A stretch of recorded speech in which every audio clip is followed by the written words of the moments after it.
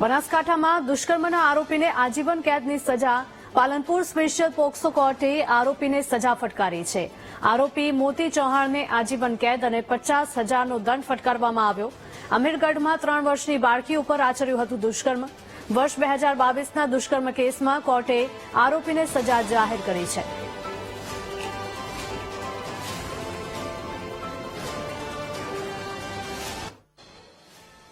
બાળકીની ઉંમર 3 વર્ષની હતી અને તે તેના ખેતરની બાજુમાં સ્કૂલમાં આવી ત્યાં રમતી હતી ત્યારે આ કામના આરોપી મોતીભાઈ કેશાભાઈ ચૌહાણ રહેવાસી ખેમરાજીયા તાલુકો પાલનપુર વાળાએ ભોગ બનનાર સાથે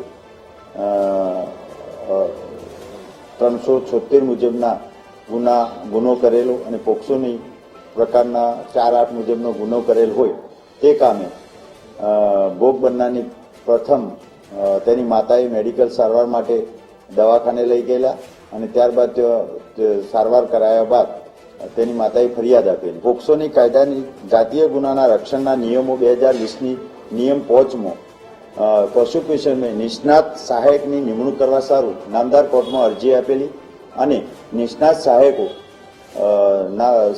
સરકારી હોસ્પિટલમાંથી તપાસવામાં આવેલા અને તે બધા પુરાવાને ધ્યાને લઈ નામદાર કોર્ટે આજે આ કામના આરોપીને 376માં 10 વર્ષ 376(a)(b)માં અંતિમ શ્વાસ સુધીની સજા કરેલ છે, જો તે અને 50,000 રૂપિયાનો દંડ કરેલ છે।